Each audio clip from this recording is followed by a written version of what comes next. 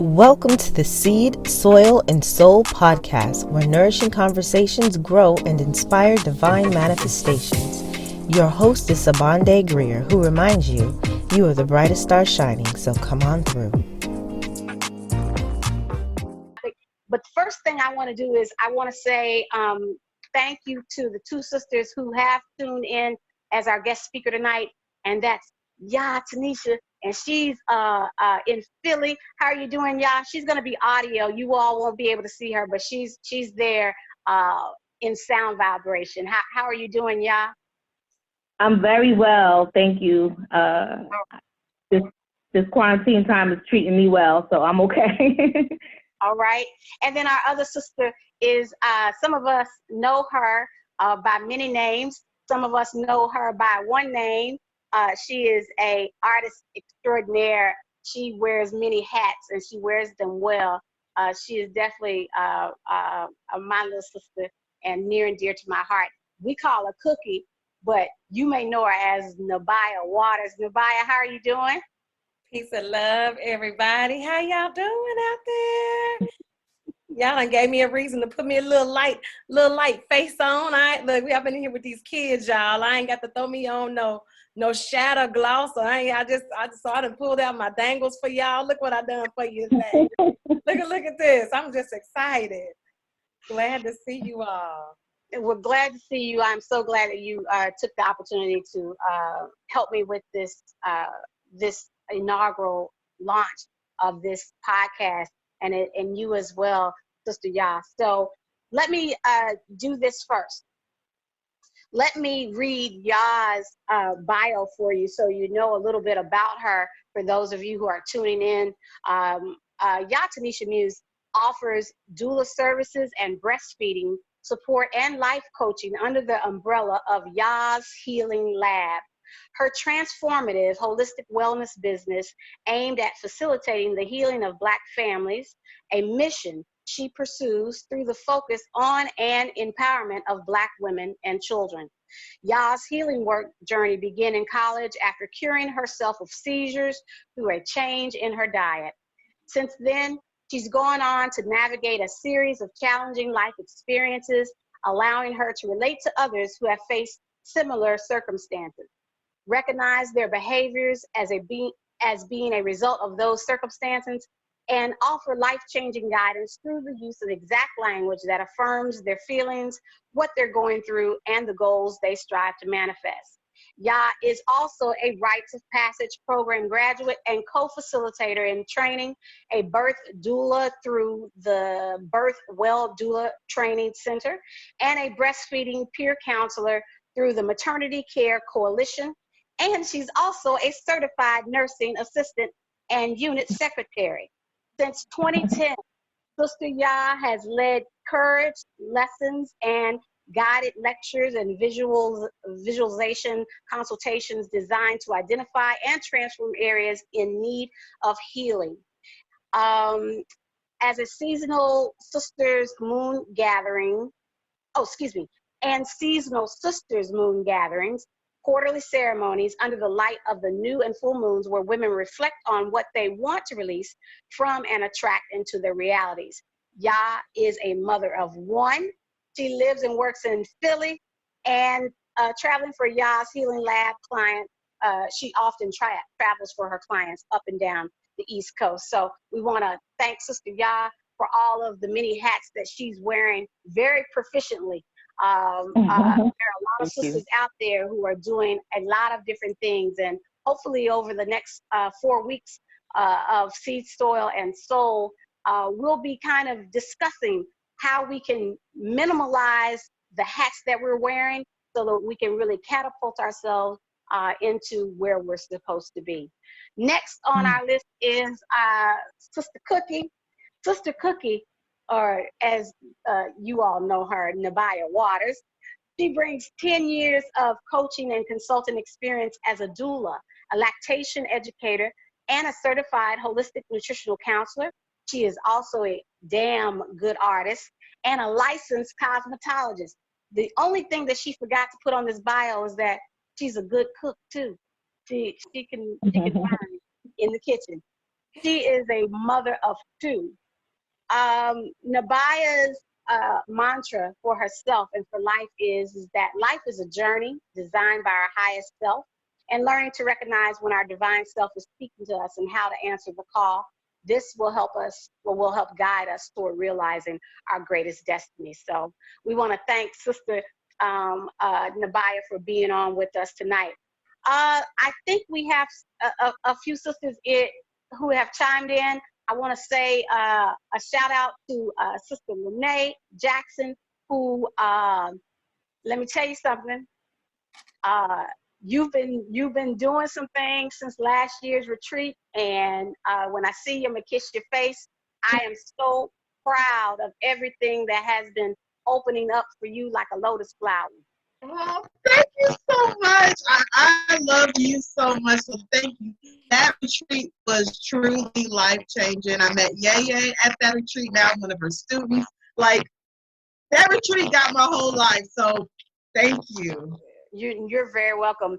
Listen, I am my sister's keeper, and definitely seeing you all evolve into the places and spaces you're supposed to be is just rewarding for me. And then I see another sister. This is a real little sister. This is Danielle Arnold. Welcome, Danielle, to Seed, Soil, and Soul. Thank you for tuning in to our inaugural podcast. I really, really appreciate you tuning in. And to anyone else who will be tuning in, I may not call you by name tonight because the screen is small and there are going to be a lot of windows, but you'll be able to download and replay this sometimes in the next 48 hours. So let's go ahead and get started. So we're talking about how to create community for yourself. Now, I'm going to give you a little story of my history in creating community. So I was born and raised in Louisville, Kentucky. I have one sibling. She's 10 years younger than me, 40, I'm 50. By the time I was 17, she was 7, I was gone. I was basically raised as an only child, and as you can see at 7, leaving an older sister, leaving her little sister at home at 7, she was basically raised as an only child. My mother is one of 4. My grandmother is one of 2. My great-grandmother is one of 4. So as you can see, my family lineage is not very large. I do have cousins I did grow up with. We did not, and I'm speaking about my mother's side of the family, we did not grow up with a lot of family gatherings. When we gathered, you could fit all of us in the bathroom. It was just that small. So my larger family gatherings came from my father's side of the family, very close to here, a place called Mumfordsville, Kentucky, and Horse Cave, Kentucky. So those were the large family gatherings. That's where you had all the cousins. You know, you'd play till the sun went down, and your nose would be running, and you'd be eating chest pie with one dirty hand, and drinking your 8th cherry Coke with the other one. So a lot of my larger family structure came from that side of the family, but I didn't get to see them often. So I began creating community for myself as an adult. Like minds attract like minds, and the things that I found that I was attracted to in the world, I began to attract those people who also had similar values, had similar thoughts, who were on the same path. And really, my extended family became a part and parcel of creating that community.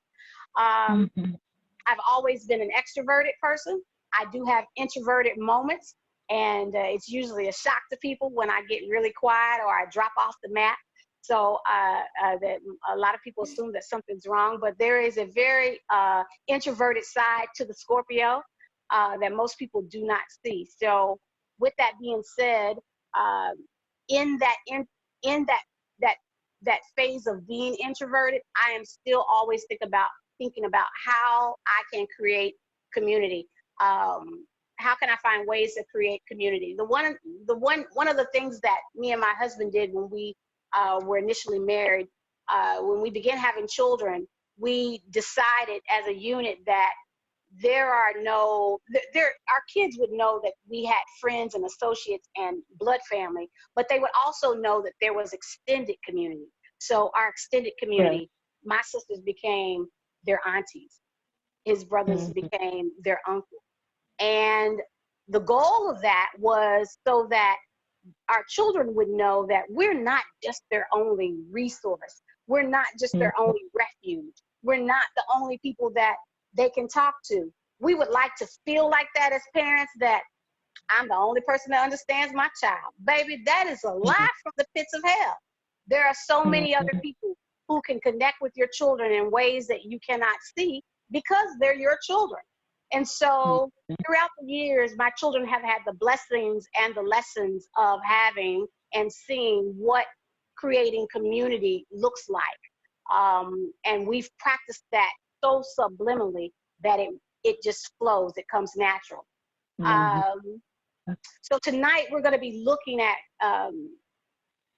different strategies, different techniques, and different ways that these sisters have created community within their own families and their own spaces. So we've got 10 questions that will carry us through this podcast. For everyone that's tuning into the podcast, if you have any questions that you'd like to ask directly to our guest speakers tonight, what I'm going to ask you to do is to pull up your chat box, type that in the chat box, and our chat moderator will make sure that that we get those questions asked. If we go over our time limit and those questions do not get asked, I will get a copy of those questions and I will forward them to the guest speakers, and then we'll get them posted onto our social media platforms, the questions and the answers. So we want to make sure that no voice goes unheard. So either lady or both ladies, you can answer any question that you feel is appropriate, for your experience. Number one is, what is your understanding of community, and what is the function of community? Who wants to take that on? I can. Nabaya? Okay. All righty. So my understanding of community, just a little quick backstory. I won't go super deep into it, but just so that you all have some context of what helped me shape my understanding of community, is that I grew up with extended, as we used to call it, play aunties and play uncles. Because now my mama, she's the baby girl of 5 children, and they all were boys. My mama was also the only girl. So her close friends, her best friends became my aunties. And so, their children were my cousins, were some of my first cousins. They felt like first cousins to me. There's some of them that I literally am closer to than some of my blood relatives. I have this saying that, blood is thicker than water, but spirit is thicker than blood. And so in this instance, it was one of those where spirit played a role, where in some cases it was thicker than blood. So my understanding of community is an extension of family. It's the family that you get to choose. And the function of community is for a core. It's for you to have a core of safe space where you can go to share and to exchange and build and grow and be held accountable.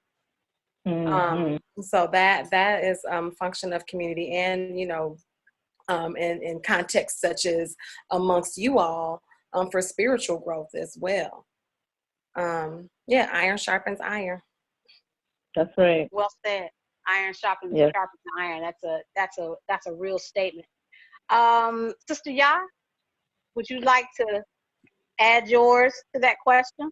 I'll add what my foundation of community is. So my family is also small. My household, we grew up in an intergenerational household. So my mom was a single mom, a young single mom, and she lived with her mother and her 2 teenage siblings. So I feel like sometimes when I think about my parent, like who raised me, is my mother, my aunt and my uncle and my grandmother. And that really spoiled me and is a privilege, because I think in the 80s we started really being pushed onto the nuclear family structure, and like that for a minute became the only acceptable, so allegedly acceptable structure. I think however you decide family is the acceptable structure, and where love is found and safety. So community for me also began in my adulthood when I was pregnant with my son. I found I thought it was best to look for community, or I was driven to look for community. But I have the same thing. It's definitely extended support where safety is, and you create that, you contribute to it, and you receive. You know, it's reciprocal. It's where reciprocity is given without effort. It just happens, and it's a beautiful thing, and it expands. It's extensive. It expands beyond like us three and all the sisters that's on the call are community. So community is beautiful, and it keeps on expanding. So. All right. Thank you for that. Mm-hmm. That first question also had an additional question to it, and that is, what does a supportive community look like or feel like to you? You may have already shed a little light on that. If either one of you want to chime in and expand or explore that idea or that concept a little bit more. Mm-hmm. Yeah, I'll jump in on this one. So what does a supportive community look and feel like? No separation. It feels like an extension of myself. It feels like other aspects of myself being mirrored around me through the other people who I'm sharing community with. Supportive community looks like when I don't even have to speak it. My sister just knows. My sister feels. Like, no joke, y'all. Yesterday, this just happened, okay? I was catching up on old emails, and I'm like, oh yeah, I wasn't able to make it to the Zoom conference or the Zoom meeting for Sacred Waters planning. I said, let me go back, let me watch the video and get caught back up on what they went over in the meeting. I watched this video, y'all. I closed the window from the audio that I was listening to and viewing.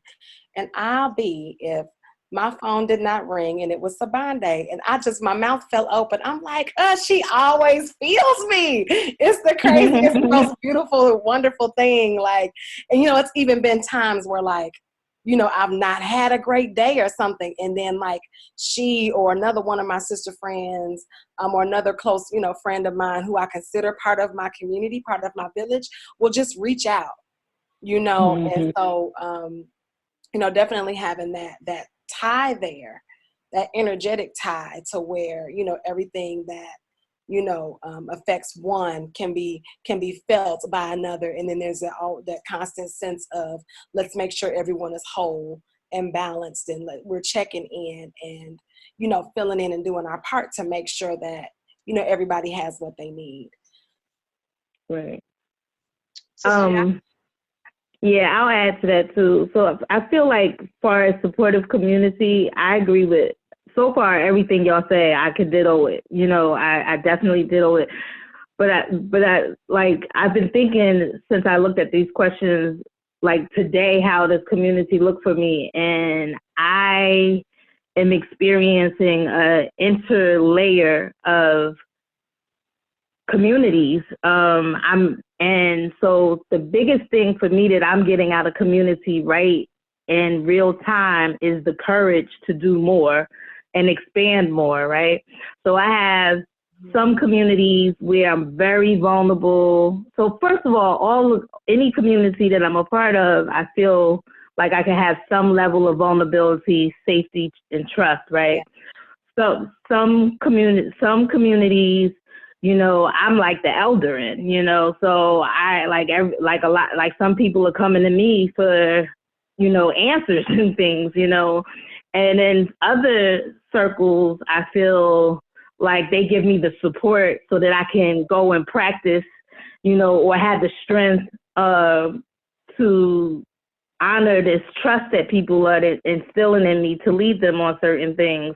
And then I have the safety of learning new things and or sharpening some tools and expanding past my comfort zone as I challenge others to do on a regular. So community has so many functions. And then Nabaya spoke on this earlier, the accountability. The accountability part is huge because when people are holding you accountable, you get to see them hold themselves accountable too. And that develops trust so you can allow them to hold you accountable. And it encourages you to hold yourself accountable, which develops and heightens all of our character, which expands us more. You know, I'm on some courageous and expansion thing right now. And I feel like you get that through community. So to me, that's what supportive community looks like. That's pretty good. Vulnerability, safety, trust, and accountability. Those are 4 great pillars in thinking about it. I've never broken community down like that. So that is well put. And talk about the depth of each of those pillars and how that what you've grown up with and thinking, right, and then what you came to know and honor as the truth of those pillars can be 2 different ends of the spectrum. So I like those. I may need to look at those, and that may become a whole nother topic within itself for another podcast. So thank you for that, Ya. Those 4 pillars of community. That's really good. So the second question is this: what has your I think we've answered it, or maybe we haven't. What has your experience been like as a part of a community?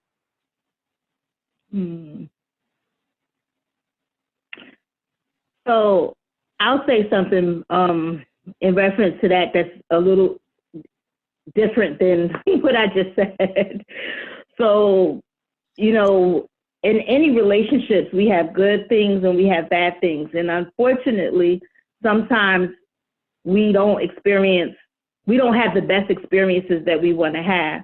But I challenge us to reflect when we think about the bad experiences that we have and think about us as a collective and not, you know, excuse it, but just give it some space so that it doesn't own us. That as a people, we've been through a lot, you know what I mean? And sometimes, like, especially depending on what generation you're in, you know, like me and one of my friends, we always, this is a friend who's a strong part of my community, who's also like one of my spiritual godmothers. She always says, you know, we were born, I'm in my 40s. We were born when Oprah would say, talk about everything. Phil Donahue would say, talk about everything. The generation before us, they didn't talk about anything. You know what I mean?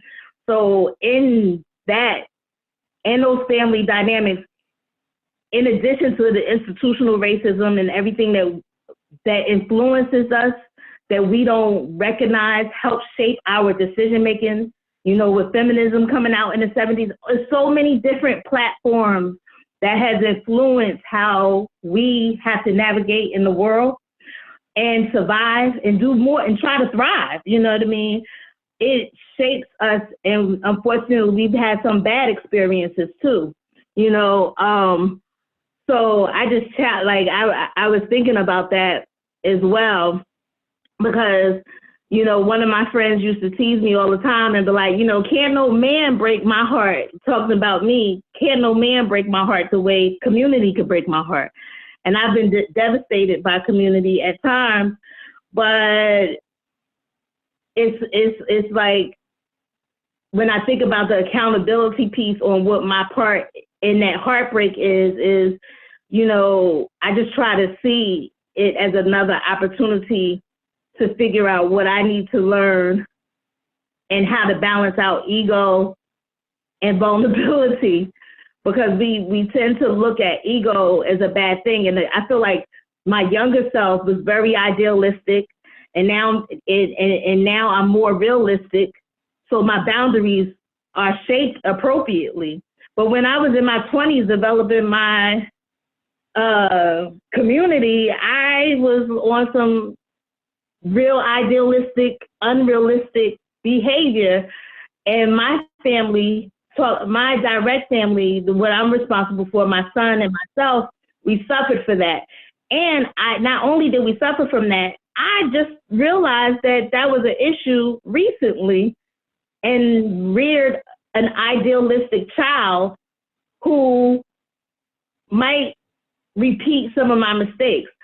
So I'm just saying that as we develop community and we talk about the positives, that we don't be afraid to talk about the things that might look like negative, but it's balanced. You know, we have to talk about our mistakes too, so that we won't repeat them, or we can like we can do better. You know, we can try to do better. But if a lot of us are either remembering or doing something new, I don't think none of us are really doing anything new. We might be remembering from our ancestors, or reiterating something that was already in our family dynamic that we're strengthening and just bringing up again. We don't need to harp on it, but we do need to be mindful of it as we shape these communities. That's really it. Yeah. All right. Yeah, that was good. Yeah, it was well spoken, so it's beautiful. Thank you. So what has my experience been like as part of a community? I will make that plural, communities, because my experience has been one of what I thought was about me learning more about others actually became a journey of me understanding myself to the utmost. Mm-hmm. And so, like, you know, when I was younger, like I said, it started out with me, you know, having like this built-in extra family, you know what I mean? Extra cousins, extra aunties and things. So when I moved down here to Nashville at the age of 17 years old, fresh out of high school, had just finished and become a licensed cosmetologist, and was down here virtually by myself. You know, I didn't really know anybody, but I knew, you know, I knew that I had a mission and a purpose. And, you know, I didn't know who I was going to end up meeting. There was some trial and error. You know, let me tell y'all something. Can I just be real for a minute? Of course. Humans are nuts. Humans are crazy. We're all navigating what the heck to do in these bodies with these spirits that we have come here to carry out the work of, right? And I'm figuring out myself, other folks is figuring out theyself. And, that's right. You know, there's been lots of opportunity to realize that some folks were not on the same path or did not carry the same values.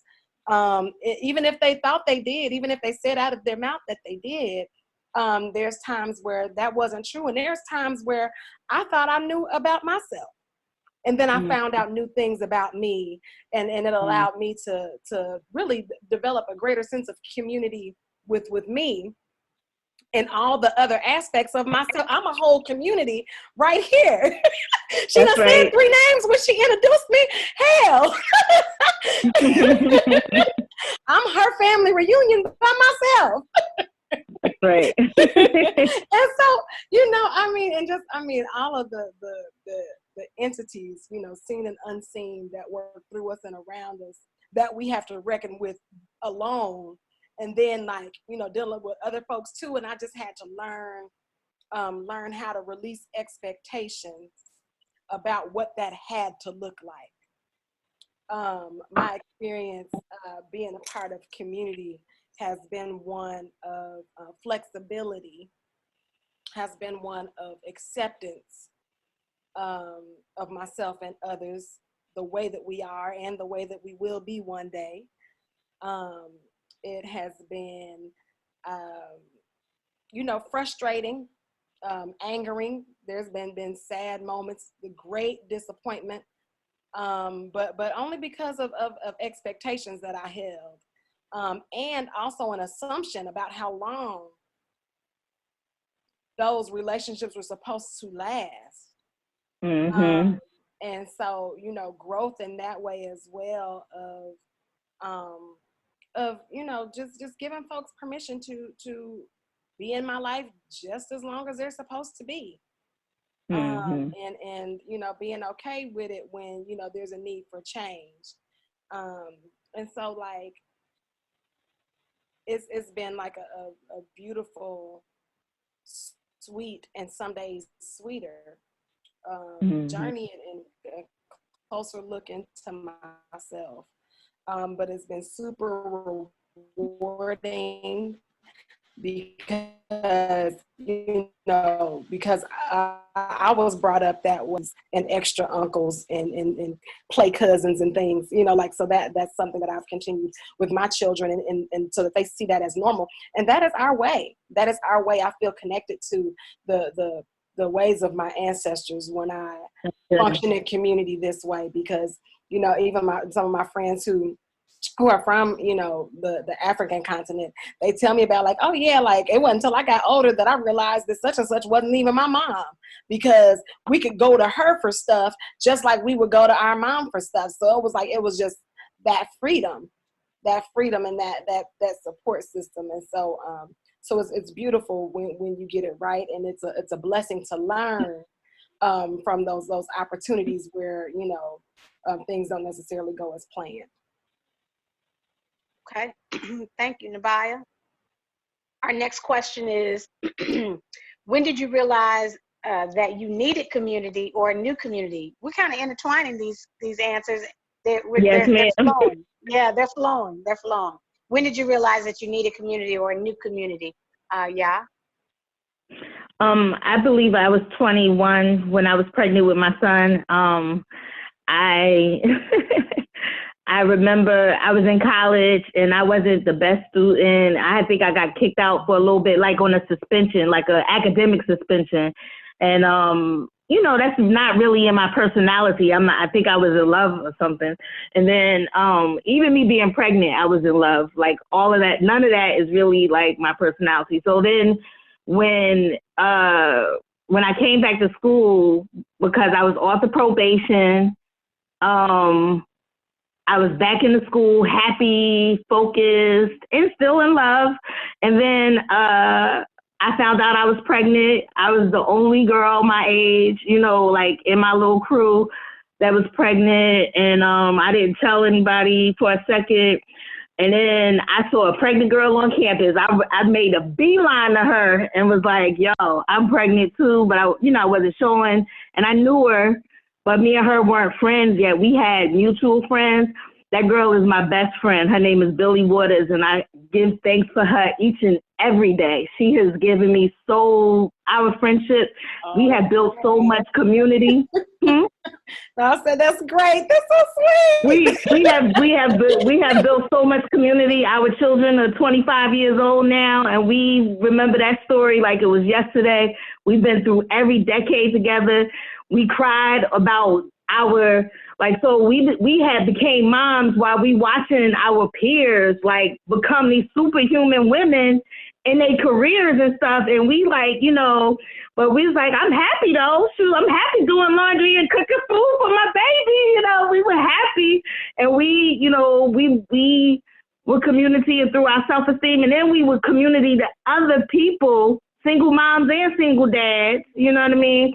Simultaneously, I was able to I was able to develop my political self and align with a political community, you know what I mean, and do some good work that I'm proud of. And I'm proud of being in those founder days and times.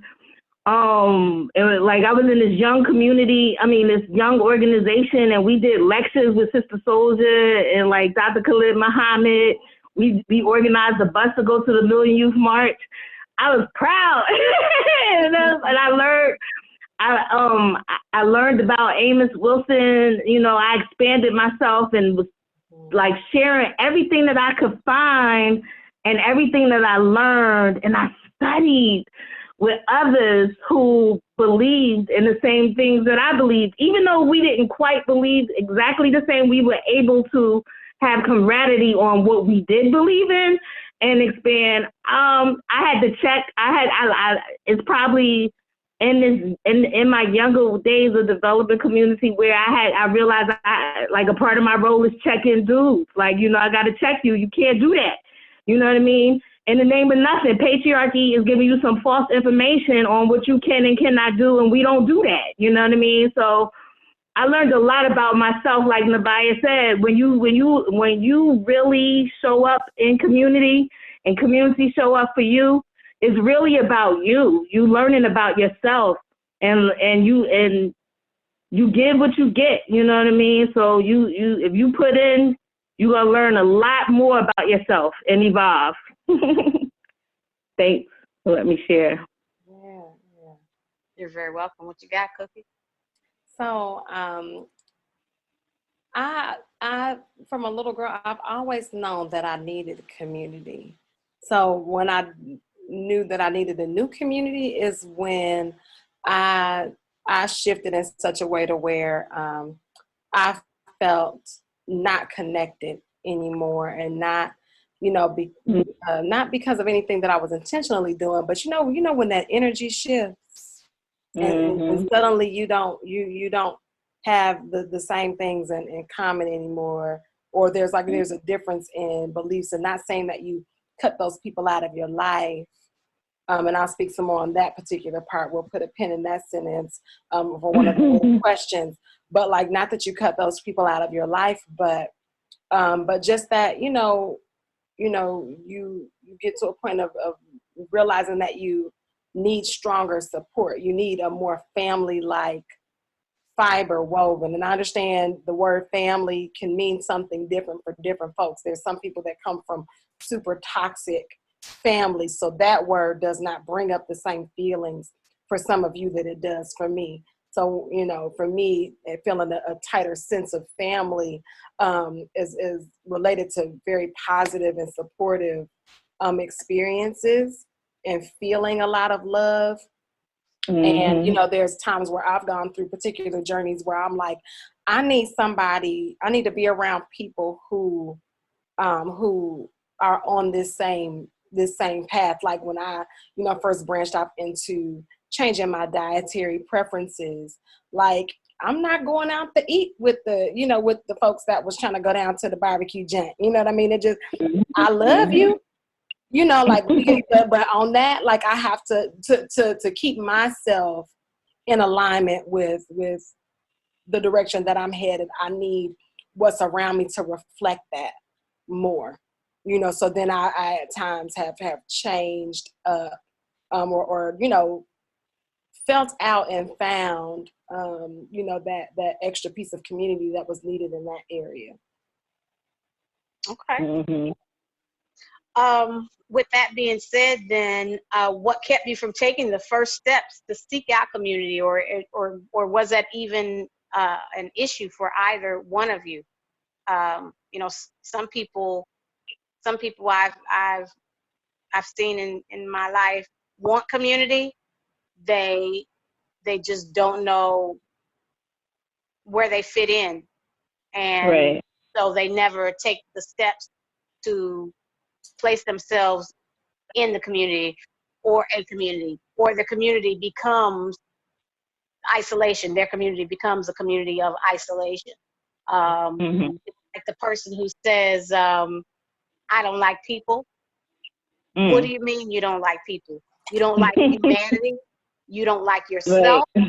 Is that what you're saying? Because to say that you don't like people is deep. Yeah. You know, that's deep. And so if you were to break that down and really look at someone who says they don't like people, you really have to look at what has your experience been with yourself?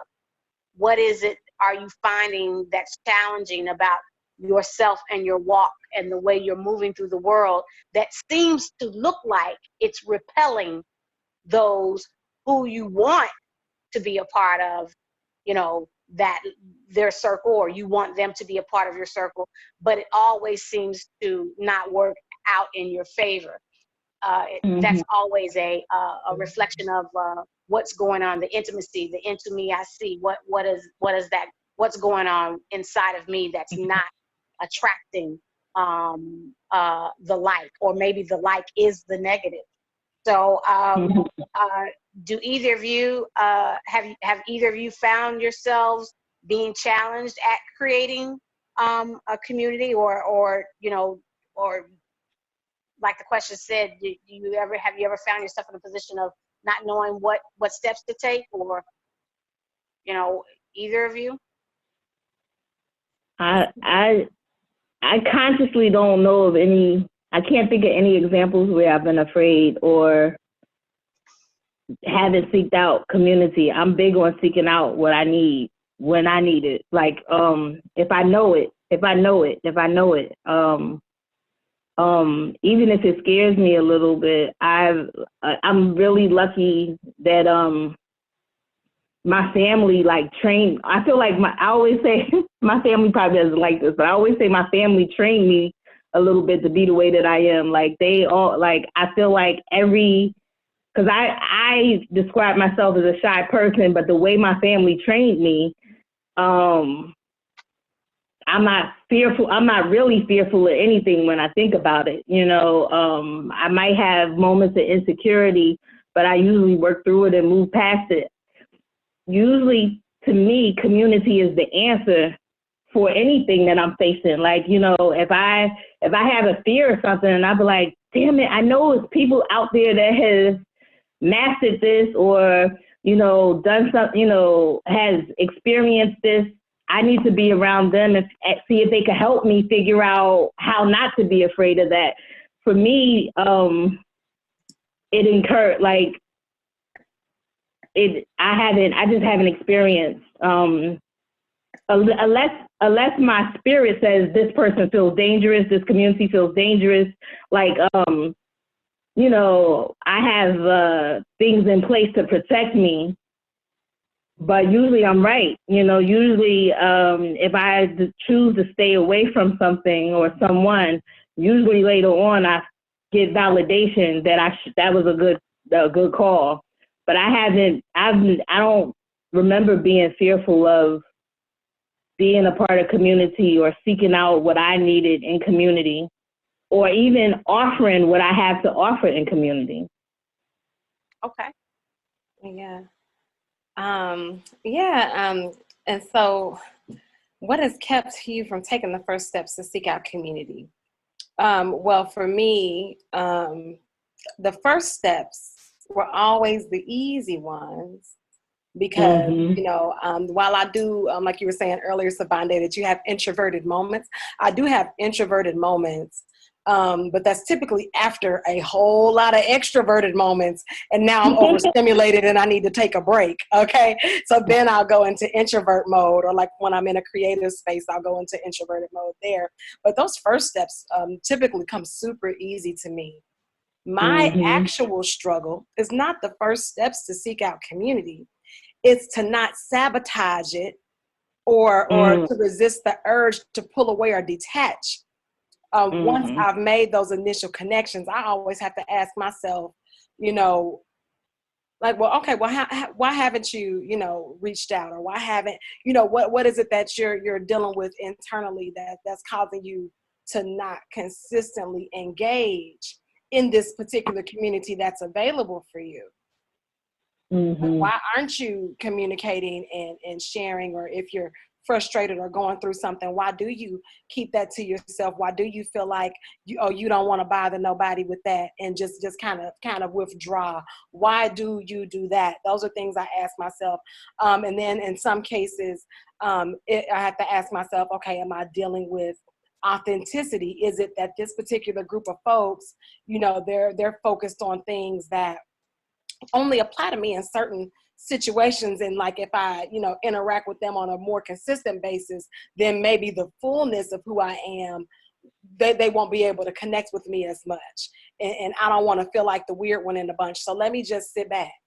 Do I feel like there's an issue with having a particular agenda? Like, well, I really only connected with this group to, and this for me or anybody else can ask themselves these questions. Is it a particular agenda that you were approaching that group or community for? And so then it's like, well, is that being achieved or not? Or did you get into it and realize that wasn't really what you thought it was going to be? So now you feeling weird and want to retract from it. Or like what sis was saying a minute ago, like, do I feel safe?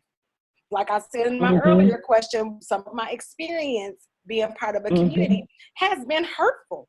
So there may be some times where like I approach something and I start to smell something a little familiar. I start to see some patterns that may be presenting themselves, or even if they're not, I got triggered either way, whether it was actually happening or if I imagined it, I got triggered. And I'm like, I don't know about these people. It reminds me a little too much of the such and such. Let me fall back, And so at the end of the day, like if my intuition or like some sort of red flag pops up, that'll kind of cause me to withdraw. So I think initiating community is not the hard part. The hard part is kind of deciphering what is it that I'm dealing with, why am I here, and just being really clear about why I'm here in that community or in those relationships. And, I think that folks, attempt to initiate community quite often. It's all kind of Facebook groups and chat groups and this and that groups, so people attempt, people pay a small fee, people pay a membership fee. People join groups all of the time. So that need for community, that is part of our nature. To connect and build and establish community with one another. But, as part of, like I said earlier, discovering, understanding yourself better is which communities do I really need to invest my energy into? And are those communities then also pouring back into me, or is it draining, and leaching from me? And just being really clear about that interaction, and they have their place. But like, is that the space that I'm operating in to where I'm wanting to deal with that right now, or let me stay where it's safe. Like, let me just, so that kind of has been more so the thing with me. Okay, thank you, Nabaya. You said a lot in that, and that rolled into the next question about some of the challenges and the struggles that you face in creating community for yourself. I want to take a pause and ask or go to a question or a statement that was made by one of the sisters on the podcast, and that's Sister Danielle. Sister Danielle, we're going to unmute your mic, and could you tell everyone what the statement was that you made?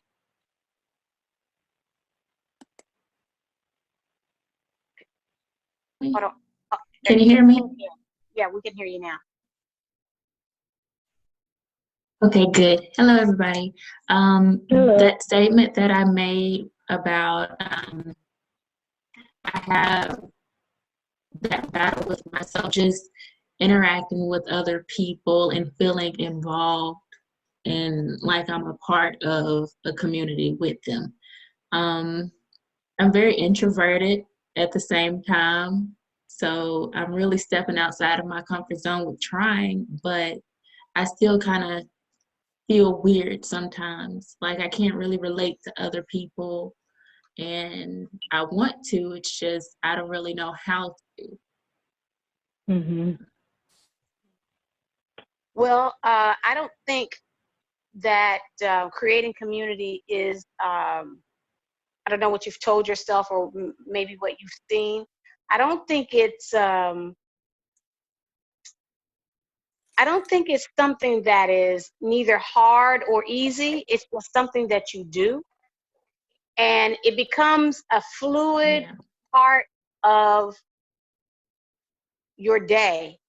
And think about, think about, think about someone you went to school with that that that you had an affinity for. Maybe you all were in the same classes, or you did some of the same after school programs together. You went to some of the same events. Think about the times where you and that person ended up in the same space at the same time.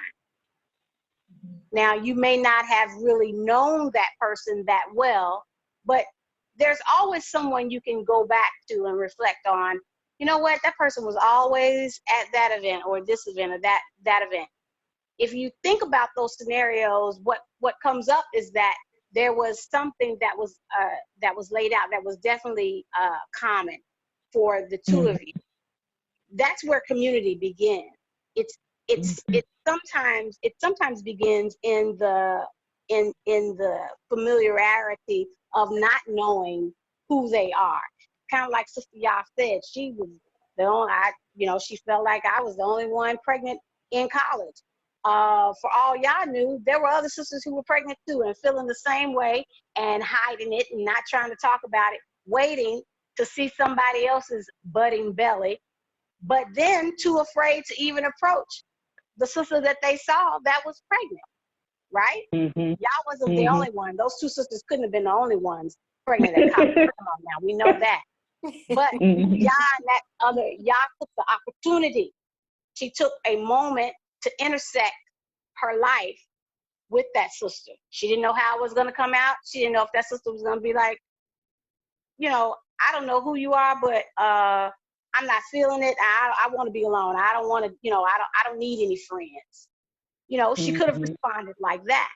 So I say all of that to say to you that you have to look for the moment.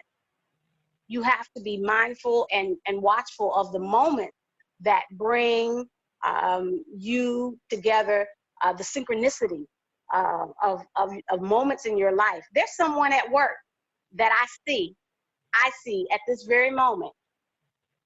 You thought you didn't like me, but I'm telling you, you and that girl have so many things in common, it would blow your mind. But it's the point of getting past your comfort zone that's going to catapult you over to being able to really have true conversation with her. So once again, that's about the intimacy part. Into me, I see. What is it that you see in yourself that's blocking you from that next step, that's blocking you from that next level of being able to pull in the energy so that you can create everything that you see and you feel in your heart? Because if your heart feels, if you feel like you're not meant to be alone, well, guess what? You're human. You're not meant to be alone. I don't care how introverted you think you are. The rule of the universe is that we need each other. We need each other. We have to have each other. And so you spending this time of your life in being alone and not being able to create community, what's been your history? What's been the history of that? What does where you are in your life, what does that look like, or what did that look like for your mother, your grandmother, your great-grandmother, your aunts? What was the family dynamic in creating community? You're repeating patterns, and what I hear and feel from you is that you want to break it, but you just don't know how. You don't overthink it. You just do it. It's not a process. There's not a mode. There's not a method to the madness. You just do it. Guess what? You're a part of our community right now. You're getting some Mm-hmm. elder sisters who have been through some things, who have had broken relationships, who have broken the relationships, who have been the Mm-hmm. victim and the terrorizer. Mm-hmm. So your lessons early in your 20s right now are about, how do I extend myself? How do I become bigger than I am? How do I become more? Guess what? You are going to get hurt. You are going to fall down, but it's going to be all right. You pick yourself up and you say to yourself, okay, this is not the space or the place or the person for me, but thank you for the experience. Mm-hmm. You forget to thank the experience. And so the experience keeps showing back up at your door. Hi, I'm here. You're like, Mm-hmm. ugh. Hi, I'm here. You're like, no, it looks like that experience I had before. You gotta keep it's like clay. You gotta keep, or kneading bread. That's what I just had a picture of. It's like kneading bread. It's like kneading that dough. You gotta keep kneading your life. You have to keep kneading your life and seeing what's gonna come up and letting it sit and letting it ride to see what's gonna come out of that. You have to have community. At some point, you'll be creating a life for yourself, a life, and possibly having a life within you. What you know, what you grow becomes a part of this here. It'll become a part of that little person who won't be able to see community. They think all they need is their mama. Well, I got my mama. That's all I need. Until the day comes or the moment comes when your child needs something outside of you. Not that you can give it, but your child needs something outside of you. Mm-hmm. And it'll be the most hurtful moment of your life. Mm-hmm. Because you won't know how to give that to them because you haven't created it for yourself. You don't have a template. Yes, you don't have ma'am. a blueprint. And fear has kept you confined and quarantined. Mm-hmm. In your own mind. So don't be afraid of who you are. Mm-hmm. Community is there. Community is what you make it. Community is what you create. Community is how you show up. Mm-hmm. You show up whole and healed. Guess what? Community is going to show up whole and healed. But most of us are not whole and healed. Most of us are broken and fucked up. Mm-hmm. And that's okay too. Because we're working towards the goal of being whole and healed. That's right. I can't do that by myself. That's right. I need a Yah. I need a Lene. I need a Nabaya. I need a Gina. I need a Pam. That's right. I need part. I need some part. That's a whole word. That's a whole word, sis. That's a whole word. See, that vulnerability piece is so key because like something you said a minute ago.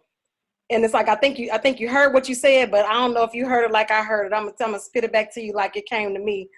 But the vulnerability of when you talked about needing the dough, okay, and like that dough being the community, right? Picture that the dough is the community, and us being parts of the community and being vulnerable enough to not be afraid to need. That's right. And not being too afraid to be needed. Because that's right. how community works. You need, and then you are needed. And that's so right. like it works together. And then that's how the dough is worked into a form that is able to be baked to perfection. And then everybody get to eat. But it takes needing and being needed. It all works together, and we cannot be afraid to be needed, because sometimes that's me. Sometimes it's like, I don't want nobody asking me for stuff. I only got my little bit of, I need to keep my, and I'm afraid to be needed. But then sometimes to have a need you know, where others are like needing to work on me. Like, you know what I mean? It's not just about me working on other folks. It's like other folks pouring in and putting that work into me too, and not being afraid of either one of those, because that's what's going to help us get to where we need to be, sis. Like, and it's work. Can I add right there? Come on, tag team. Okay, just because you say, I don't want to forget it while you just spoke it. Nabaya just said that she's afraid to be needed. I'm afraid to ask for help sometimes, you know what I mean? Because of the disappointment that I experience and what I connect to the disappointment. Because really, when you need somebody, either they could do it or they can't. You shouldn't really have no attachment to that, and you shouldn't take it personal. But sometimes experiences have taught you that you might not feel safe to ask, but that might not be reality. That might just be how you experience things. And if you don't have community or family, and sometimes you can't have family because you can have family, but you might not be able to talk to some of those things with your family because you might trigger them and y'all might be triggering back and forth and y'all won't get nothing resolved. Community sometimes, and for me, I hope this doesn't sound weird. Some people could relate. Books are a part of my community. You know what I mean? So what happens sometimes is it happens in either if you're hearing stories or if you're reading stories or you're intellectualizing nonfiction or anything like that. It's not personal. You know how that's not personal. So you get to assess, evaluate, and you can choose to feel so that you can put yourself in a different perspective, right? And then between the humans in your life, the intellectual information that you can make subjective, although some of the information is objective, some of it is subjective, you know what I mean? But you can use all of that to shape your community itself if you're not afraid to ask for help. So that's just what came up for me because in response to, sometimes you don't want nobody to need you because you might have an issue with saying no, and you're gonna overextend yourself. Yeah. I've been there too. Yeah. You know what I mean? You overextend yourself, so you keep yourself to yourself. Meanwhile, you suffering through some shit that somebody else can help you with ease, and it won't even trigger them. They're like, girl, I done did that work. Let me help you. You know what I mean? Let me help you. I done been through that, and I can help you with my eyes closed on that one. And guess what? I won't feel no pain because I did the work. And my work, included in my work, is for me to share with you. That's the blessing that I get. You know what I mean? That's how we going to get to be whole as a people. Yeah. You know what I mean? As humanity, that's how we going to be whole. Yeah. By not being afraid. And Danielle, I wanted to share with you. So something that I do with, so you said you're an introvert. If you have an extrovert that you respect and, love and you feel safe with, right? Introverts and extroverts usually balance each other out, and they usually learn a lot of good things from each other, right? So, and then with the introvert and extrovert, make sure you know the difference between how people define you and how you define yourself, or how you experience it. Because the most important thing is how you define yourself and how you experience it. If you are truly an introvert and there is something that an extrovert that you trust, love, and believe in their character, not imitate, but find a lesson that you can learn and ask them questions on why they because they comfortable with it. If they an extrovert, you know what I mean? They comfortable with it. Find out what that is, what their practices are. And I'm not saying do their practices by their book, but you can do this privately or with community. Practice what you trying to do, and see what you manifest out of, pretend that practice is from a book, because it's hard. Sometimes it's hard for people to want to borrow from other people because they feel like it's something wrong with, learning something from others. So any obstacle that you feel, try to find something that you're comfortable with to help you at least evaluate and examine and then apply on how you think it needs to be applied. It doesn't have to be line for line what the other person is doing. Just try to get the lesson. Thank you. Yeah. I say. Thank you. Danielle, you are not alone. You are not alone. You are only alone when you make yourself that. So I thank you for having the courage to be able to say that, especially here in this platform where this is exactly what this is designed to do, to engage conversation for us, and develop some strategies so we can all move forth. We're all still growing. I got more years in back of me than I do in front, but I'm still growing. So as I'm growing, I'm learning and I'm shedding as well. I'm going to roll these last three questions kind of together. I'm going to go with number 10 and ask, how do you all think women can begin to see community for themselves at this time? This is a moment. I keep waking up and thinking, this is a movie I've watched 10 years ago. Right? Yes. Years ago, right?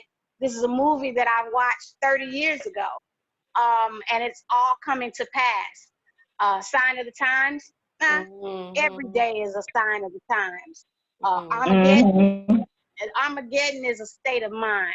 Apocalypse, well, it's apocalypse if that's the way you live your life.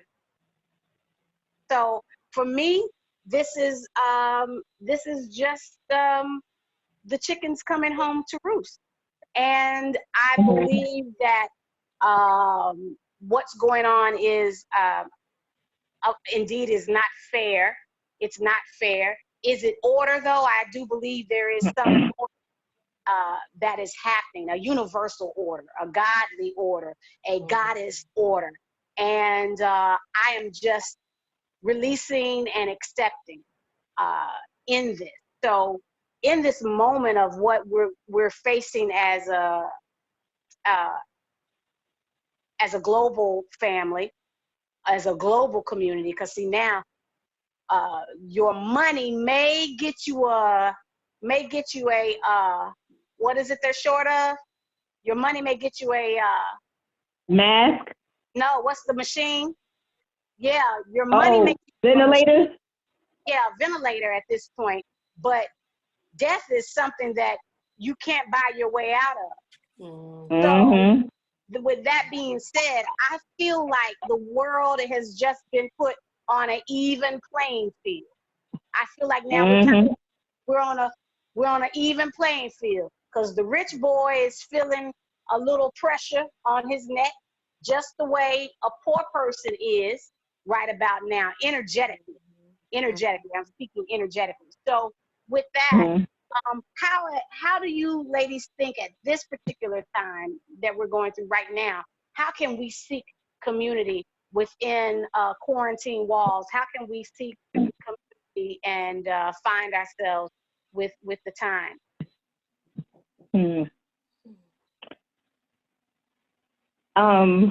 For me, I think I would say I would tell people to be honest with themselves on what they want from themselves and what they want from others, right? And then, like, if you're a part of any kind of group, like, so if anybody that went to Sacred Waters, that's a community right there. You can engage in any one of those sisters. If you're thinking about a sister that you met at a retreat and, you haven't talked to her since the retreat, now is a good time to say hi, you know what I mean? And say, hey, sis, I remembered you. I thought about you, how are you handling being in the house, being stuck in the house, or are you enjoying being stuck in the house? Is it being stuck in the house for you? You know what I mean? Ask somebody something, develop intimacy with yourself. Oh, and if you don't have an ancestor shrine, please have something, you know what I mean? Have something. This is a good time to engage in spirit and develop that community with self. but also, reach out to your sister. And earlier, Sobande used the girl from school that you might remember. If you still friends with a friend that you don't get to talk to, everybody is home right now. And like anyone you want to reach out to right now, they available. So this is a good time to reach out to people.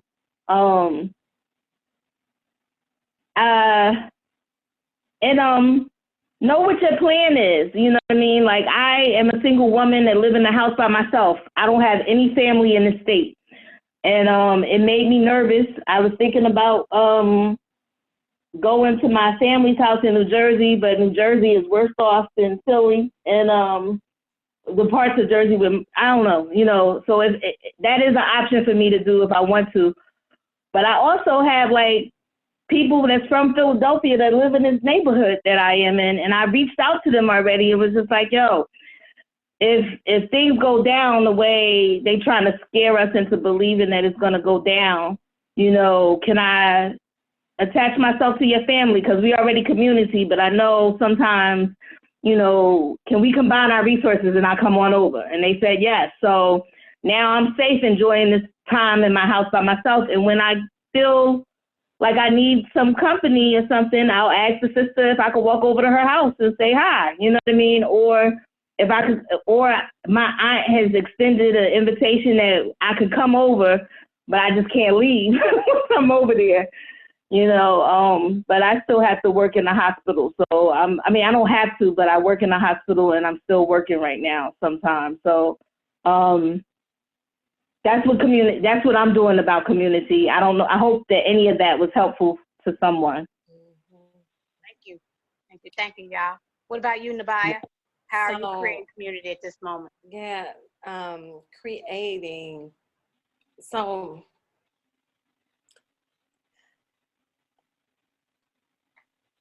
creating community right now, and Sis spoke on it just a few moments ago. The ultimate thing is starting by investing in the community within yourself, all the different aspects of you. Mm-hmm. You hear the expression all of the time, your vibe attracts your tribe. What is your vibe? Do you really understand what that is? Would you recognize it if you saw it out there outside of yourself? Would you recognize that as a part of you? And getting in tune with that, your ancestors, the Most High, Spirit, Universe, Source, like we're microcosms of the macro. So us, manifesting community here is really just our selves wanting to mimic what we came from. We came from the stars. We came from a community of asteroids and planets and all kinds of amazing, wonderful things, right? And so we naturally are gravitated to still find others to orbit around and work in conjunction with while we're here, right? And so part of that connection is understanding which star am I, which planet am I, which galaxy am I, which this, which that, what is it that I need at this time? And let me tell you something, for all of us busybodies out there, aside from, not minimizing the lives that have been lost and the people who have been taken sick and, families that are going through right now, not minimizing any of that. But when I tell you, I said this to somebody the other. I said, listen, you don't know how many times I have said to myself, man, if stuff could just, I wish I just had a pause button. I wish stuff could just slow down for a minute. Let me get so many things, projects I've been wanting to do and things I've been and I've been having to get up and work and get the kids ready for school and come back, cook dinner, homework, bath, bed. And it's just this hamster wheel, this rat race we always are on, just trying to maneuver in this system. And I have been praying for a break. I ain't mean for folks to start dropping dead. You say you got to watch your mouth. Now the tongue is powerful, Right. I ain't mean for folks to start dropping dead. But let me tell you something. This right here. Right. This is a much needed blessing. It is a blessing. And like take this time to not reach out as much for community, but to reach in, because you're gonna find that the things that you are finding inside of you, you're gonna start seeing it manifest, because it's all vibration, right? So we have to wake those vibrations up inside of ourselves, and then watch how it manifests outside of us. Your community is gonna come to you. You're gonna look up and you're gonna start like, oh man, like I was just reading about that and this sister posted about it on her page. Let me send her an inbox. Man, I like that part too. Let me hit the like. Let me connect. Let me, exchange phone numbers, and we can build on that some more. But what are you building on if you don't have it already, in your view to recognize it when you see it elsewhere? So I would say, like, invest in that first while we have this pause, because there's gonna be plenty of time for the sister gatherings and the this and the that, and the go here and go there and meet up for tea, coffee, go dance, twerk and all those wonderful things that I love, So there's plenty of time for that. But is this the season? Is this the season for that, or is it the season to learn a new way of what community can be? And That's so right. To understand what we need it to be for ourselves, and then we can appreciate it and recognize it when it shows up, because that's exactly what it's going to do. It's going to show up. It'll show up for you. So that is what I would say. Well, I've had to change positions because my video screen from the other side went down. So I'm glad to have an old goon man who understands how to run this technology, so I could just show up and he could say, go left, go right, go forward, go backwards. So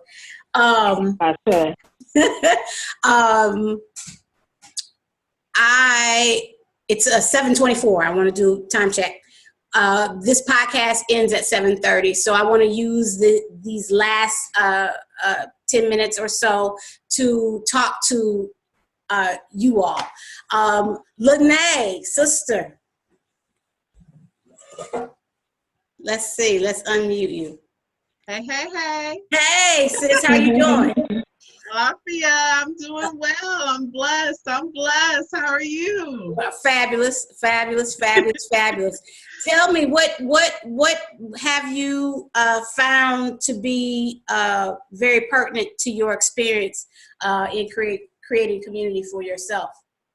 Yeah, and it's interesting that this time is happening right now, because people have reached out in my community about, I'm known for self-care. They're like, what are you doing for self-care? And I'm literally starting tonight, I'm going to be sharing different ways to help through self-care through this time. And that's the way that I'm paying it forward with community, with either articles, just a quick video, a quote, whatever. But being able to have that community virtually is so important. So that's what that community reached out to me and said, hey, what is it that you're doing? Share a tip. Keep us uplifted during this time, because you have that experience in that area. And right now, like a sister said, it's time to go in. Use this time to also work on self. So I'm all for that. So I'm sharing, I'm dedicating this month to just give back to the community and sharing in that regard. Okay. Also, two ladies that have logged on to the podcast. Lene is going to be one of our guests for one of our weeks, pivoting into your purpose, and we cannot wait to hear what the last year of her life has been. And like I said at the beginning, I've been watching you unfold like a lotus flower. So I've seen the pivot for you. I didn't have to know your experience prior to that. I've seen the big pivot for you. And so I was very, very honored that you decided to come on and share with the ladies how that looked for you and what that walk is looking like for you as well. Danielle, you wanna chime in with something? Well, what would you like for me to say? Well, just whatever's on your mind. If there's anything that you want to say, I will say this. I just left a comment and said it that I've been watching Lene also, and she's been very inspirational. She's actually motivated me to start to get up and do the things that I've been wanting to do because I see her and her success, and it just feels amazing. And I would love that same feeling for myself. And I'm a huge procrastinator at times, but when I see other people doing good, it inspires me to get up and do what I need to do and just take action. And earlier, I wanted to say something about how Sacred Waters it found me. And I do feel a community within Sacred Waters. That's why I'm going to keep coming back, and I won't ever stop. I feel a part of it. I love it. And it feels like home. I feel a lot of love there. So I'm very grateful for that. And I'm grateful for you too, Sobande. Oh, I'm grateful for you too. You one of my daughter's ages, so I understand this stage of your life and how awkward it could be, but it doesn't have to be. The things that you're learning at your age, all of us wish we had known then. So the fact that you're getting this wisdom, this clarity, this introspection at your age during these times is a huge blessing. You got to remember to be very grateful for all the things that that you're being surrounded with, because there's a young brown girl your age that isn't getting any of this. She's being blocked by everything. So you're gonna find your way. Just keep looking. Don't close your eyes. It's all right. You can, it's going to be scary, but beyond scary is a whole lot of joy. So keep your eyes open. Just stay the course. It's going to work out. It is a very strange time, but I feel like I'm making a lot of progress and I'm open to doing the work. I know that it needs to be done. And I'm just really excited about it. It's very challenging, but I know that I have to go through all of the trials and tribulations and whatever storm is thrown my way. I'm facing my trauma all of the time, and I'm just grateful for it because it makes me who I am, learning those lessons and growing from them. Well, we're grateful for you, and also remember that your ancestors went through more. So what you have is daisies and tulips. Yeah. They've been on me lately. They had thistles and thorns and a few roses every once in a while. You have daisies and tulips. Yeah. Well, everyone, it is 7:30. Just as we began on time, I want to make sure that we end on time. I want to take a moment to thank each and every one of you for joining us. Thank you to my sister, in Philly, who is on the phone. I want you to stay safe. I am definitely sending out a wave of comfort and prayer to all the healthcare workers who are putting themselves at high risk to save the lives of others. I would be remiss without mentioning them during this time. They are doing more than the Carrot Top one that is standing on top of the U.S. at this moment. So stay safe while I know you're working from home, but make sure that you stay safe when you are entering the hospitals as well. I want you ladies to also remember to exercise a moment of compassion, not only towards yourself during this self-care time that you're being forced to honor, but extensive compassion to someone you may not know, or cash app a friend, $5. You never know what kind of blessing may come out of it. The moment that you think you are okay is the moment that the universe will snatch something from you. So remember that your walk is still a walk in progress, and can't forget to give back in whatever way, shape, or form that is. I hope that you all will tune in next week to our podcast for next week for Seed, Soil, and Soul. Tomorrow is a herbal happy hour. I'm gonna have on a whole new fly gear, and I might be a little tipsy when y'all sign on because I'm be testing these drinks out. But I'm gonna take herbs to the next level to show you what you can do while you're home, working on yourself, working on your projects, getting your relationships in order, having some intimacy time with yourself, and doing some things that have, you've been putting off for years maybe. So we're going to drink, we're going to toast it up, we're going to laugh, we're going to tell some dirty jokes, we're going to cuss, all those things that bring life, it brings life joy. Those are all the things that bring life joy. So hopefully some of you may be cooking or may have cooked something by the time we come on tomorrow for the herbal happy hour. Maybe we could swap some recipes. That would be a good thing to do. But make sure you're ready. Tomorrow's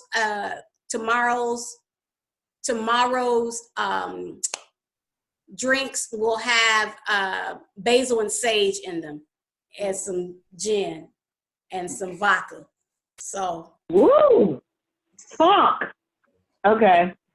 Gin. That's a whole tonic right there. Gin, vodka, sage, and basil. Now we're not mixing all of that together. We don't want to get tore up from the floor up, especially some of those who have kids. But I mean, you're not going anywhere. So I mean, you get drunk, you fall on the floor, you get back up. I'm just saying.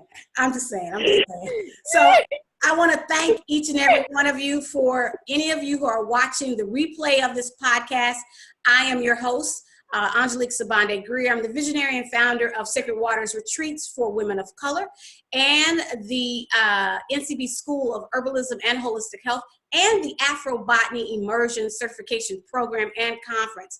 If you're interested in any of those platforms, you can visit either of our websites, www.sacredwatersretreat.com or www.naturalchoicesbotanica.com. You can find me anywhere on our social media platforms, IG, Instagram, Twitter, and Facebook. Share this with a sister. Who knows, it may help someone who's finding themselves in isolation, push through some things that they need, push through some challenges and some obstacles that they're facing in creating community. At this very moment, somebody needs community. So I want to thank each and every one of you. Have a good rest of your evening. Hope to see you tomorrow with your drinks, y'all, with your drinks. Yes, let's do it. This was beautiful. Thank y'all so much. Thank you. Thanks for having me. You're very, very welcome. It's an honor. Y'all, I need you to get some video so we can see you now. Yes, ma'am. I just moved into my apartment, so I'm late, bit by bit. I'm getting it. All right. Oh, thank you to Sister Gina. She's still on the line. My social media public relations director. She is awesome. I want to thank her for navigating the process. Anytime you see anything on our social media platforms, she's working all of that. So I want to thank you for helping this analog girl in a digital world. Get through this. Big shout out to my husband, Akin, who always sits in on my dreams and allows me to just go the length. So I want to thank him for helping and assisting launching this long-awaited, overdue podcast.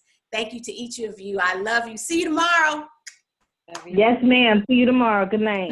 Hi, my name is Angelique Sobande Greer. I'm the visionary and founder of Sacred Waters Retreats for Women of Color and the NCB School of Herbalism and Holistic Health and the Afro-Botany Certification Immersion Program and Conference.